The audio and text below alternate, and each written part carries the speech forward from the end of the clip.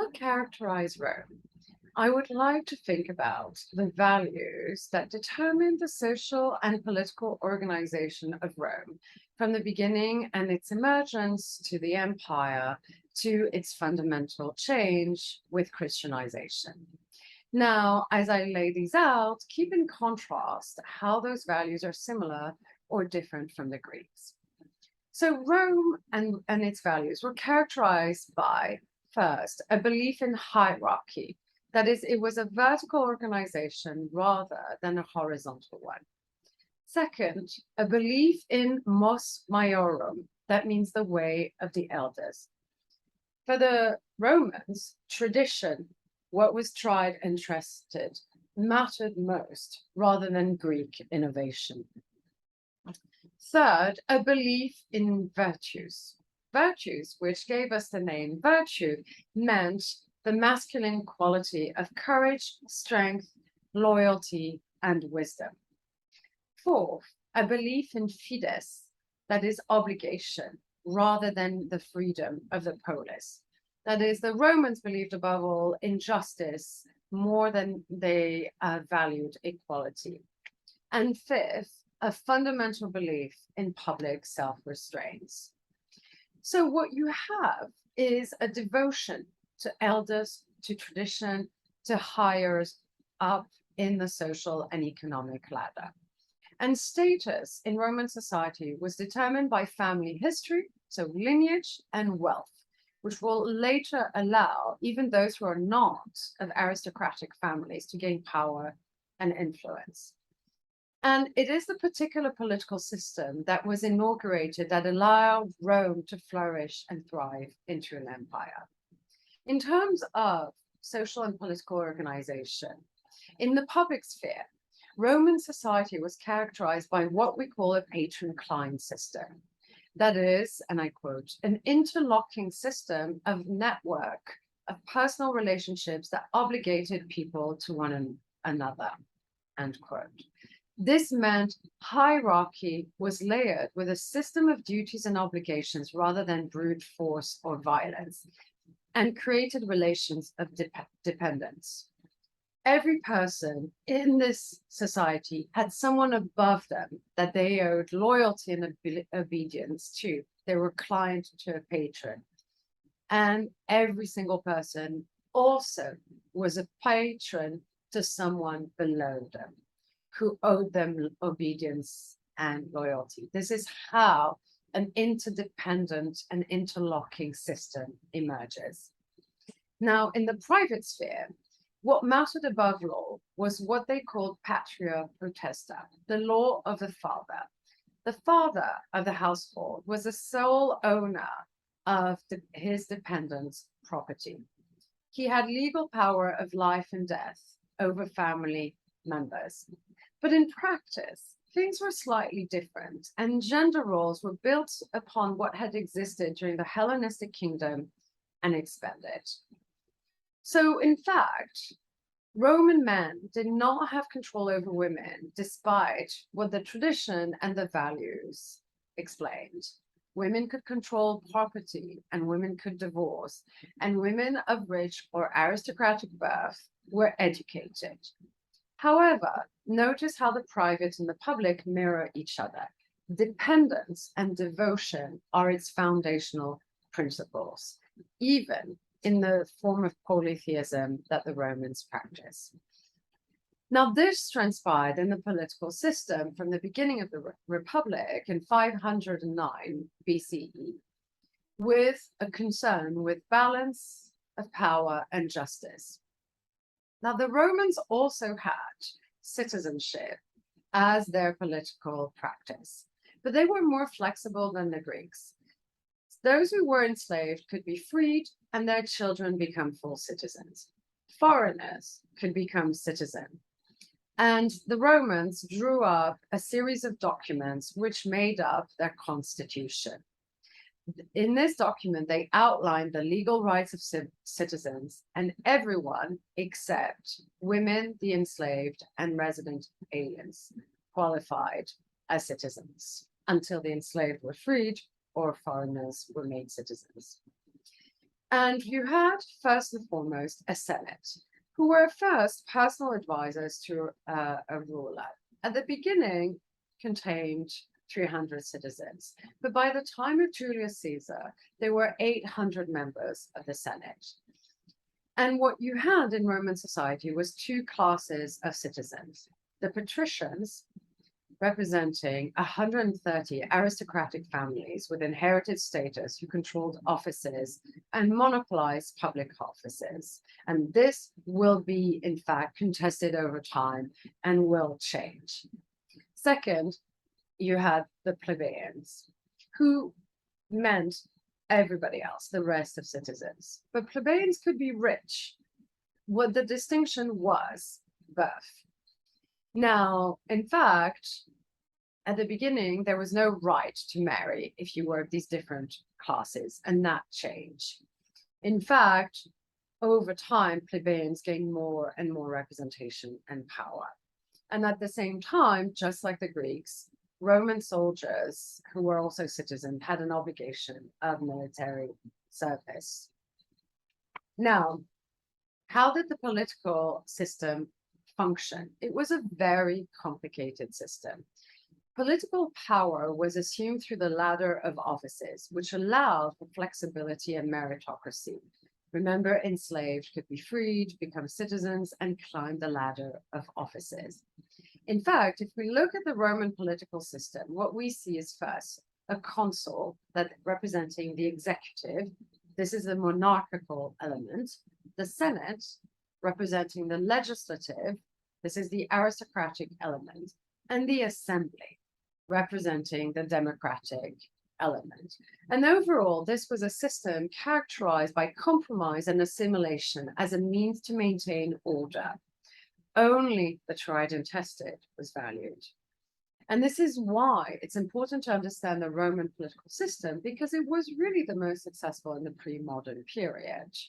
Although Rome began as a city-state like any other, it evolved into a world state that could claim allegiance of people from many different ethnic and religious backgrounds. So what allowed this system to be successful? First of all, as I said, its social structure allowed for assimilation. Because of the emphasis on dependence and obligation, the family and household provided the model for politics. So politics followed the model of an extended household rather than the model of close blood ties, as was the case with the Greeks. And this influenced the model of the state, which was imagined to be an extended family. Second, status determined one's place in society. No Roman officially ever met their equal because of the patron-client system. And this is what defined the individual's place within a community, which was hierarchical, but where everyone was bound to someone else. And at the same time, where it was possible for people to move from one position to another. Slaves, the enslaved could become free, plebeians could become patricians, for instance. And finally, the place of religion. Romans were polytheists, but they stressed the formalism of religious practice and the contract between gods and humans. Now, what also made it successful was the stability of the Roman constitution, based on consensual government and the principle that those who fight are those who vote. And especially because Romans were concerned with constitutional checks and balances. Each part of the government, consul, senate, assemblies, could oppose one another, but could come together in case of emergencies. Finally, just as important is the process of Roman imperialism and expansion. The process of conquest was a gradual one, not as rapid or expensive as Alexander the Great. Now, Romans developed a formidable army. In fact, by 200 BC, Rome possessed the best trained and largest army in the Mediterranean, especially because it integrated foreign armies and soldiers. And the method of rule over these foreign people who were defeated was characterized by inclusion and assimilation. Romans practiced a generous policy towards the defeated. They were allowed to retain property, no plundering, For instance, the Italians paid no tribute and were allowed local economy, but they had to enter an alliance and fight under Roman leadership. Think of the patron-client system. And this generous policy of citizenship meant by 1708 BCE, all Italian communities in Italy had Roman citizenship. They were differentiated politics depending on who was conquered. For instance, Capua was granted citizenship without the right to vote or stand for office. This was also helped by the process of Romanization. That is the encouragement for people to imitate and adopt Roman cultural practices, and Romans helping in building what was distinctive in infrastructure, roads, aqueducts, theatres, public buildings. There was also rarely direct rule, but a form of patronage. And the Romans tolerated Greek and ethnic diversity. The most important example of that would be the Greek-speaking Jews who were thriving under Roman rule. And finally, the Pax Romana, Roman peace, which lasted 3 centuries under Augustus, allowed for an empire to last and to achieve stabilities, in part because it kept the facade of the Republic while becoming an empire. So when we think of Romanization, which really allows the empire to flourish, you have to account for the willingness of those who are now subjects of Rome to be absorbed into the Roman state, and for the Roman perspective to absorb their subjects and do so without losing their identity. So the Roman success at providing peace relied on a humane legal system and assimilation, but also on the fostering of urbanization as a distinctive hallmark of Romanization. Much of the credit goes to Augustus, who encouraged the development of semi-prosperous and semi-autonomous municipalities and the existence of dual citizenships. And of course, the system depended upon the readiness of all of these soldiers or potential soldiers to identify their interests with that of the emperor. So the process that encouraged subjects to become Roman was, as I said, 1, the Pax Romana, peace for 3 centuries, with an army not of occupation, but of defense. 2nd, the process of urbanization. Urbanization was considered to be the hallmark of civilization. Rome encouraged subjects to adopt what they deemed to be the highest standards associated with urban culture. Theatres, aqueducts, baths, sanitations, urban amenities of private character. And the program of urbanization facilitated by the Romans, who had not the same sense of cultural superiority as the Greeks. In fact, and the principle of extended household allowed others to enter into the Roman system. As a result, Romans encouraged and rewarded imitation. They gave public aid to the public of temples, courts of justice, dwelling houses. They provided liberal education, Roman culture, language, and law for the sons of chiefs. So this means an incredible development. In 17 BCE, there were 30 to 45 million people in the empire, but only less than 1 million were citizens. By 45 CE of the Common Era, there were almost 55 million in the empire, but 7 million were citizens. And by 200 of the Common Era, there were almost 70 million in the empire, and all were citizens. Now, to think about Roman citizenship, Romanization, and empire, let's look at the example of Judea, which you learned about with the Hebrew. And Judea is where the Jewish population in its majority is located and where Christianity will emerge. Now, remember that the people that Rome swallowed in its empires were usually left to carry on much in the same way they had before, except for taxation and military obligation. And this was especially true of the Eastern Mediterranean provinces. Now, in Judea, where Christianity emerged, Jews, in fact, represented 10% of the empire's population. And most did not live in Judea, modern-day Palestine, but instead were in urban merchant elites in other parts of the empire. Judea was particular. The Jews there were subject to a Roman protectorate and usually ruled by a client king set up by the Romans. Remember, indirect rule. So while Augustus had issued edicts guaranteeing the right of Jews to practice their religion wherever they lived and have their own place of worship, like the synagogue, and allowed to still speak their language, mostly Greek, in Judea, the situation was a bit different. Most Jews there were peasants and spoke Aramaic. And some Jews held Roman citizenship, but not all. And Romans still had troops stationed there under this client king or a procurer serving a governor. So Romans did accept Judaism as it was. They saw it as an ancient cult. And remember, they valued tradition. And they generally stayed out of conflict and respected religious feelings. But conflicts emerged when an emperor, Caligula, insisted on putting a statue of himself in a temple, which led to a revolt.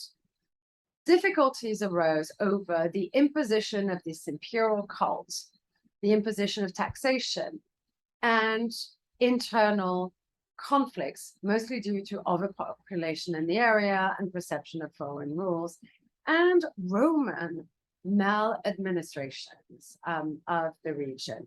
And this is important because it provides the context to the emergence of Christianity.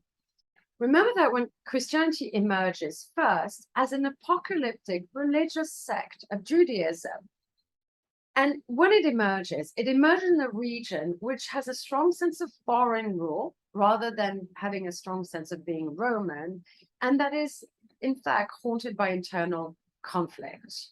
Now, Christianity emerges, and what it expounds as principle is little attention paid to social status, which is very un-Roman. So we have to think as to why people would have chosen Christianity, why this minority religion would ultimately become popular, and why people would then find it threatening. So what was the message of early Christianity? Well, essentially, the point was a message of incarnation, the Word made flesh, that is, God becomes man in Jesus. Second, the principle of salvation. Salvation is a gift and carried the obligation to live one's life in accordance with the expectations laid out in Jesus' teachings. And there is a reward for an observant life. But that reward does not come in the here and now, but after. So how does one know that Christ can guarantee what is claimed in its names? First of all, through the story of resurrection, which shows the power of life over death. And this is expressed in a faith that believes in faith, knowledges, and knowledge. So why might have people have chosen Christianity? First of all, because of this principle of the universality of salvation for all. There is no distinction of privilege or social status. Unlike Roman society, whoever you are, whatever you're standing in society, you can find salvation. Second, in a world that is contested, that is difficult, there is a guarantee of personal happiness and individual access to it. Second, the values of Christianity were socially useful, working through charity, hospitality towards the wanderers, the exiled, the poor. And it would encompass what we call a logic of consolation. Now, what historical factors might help explain the success of this new religion? First of all, the Pax Romana.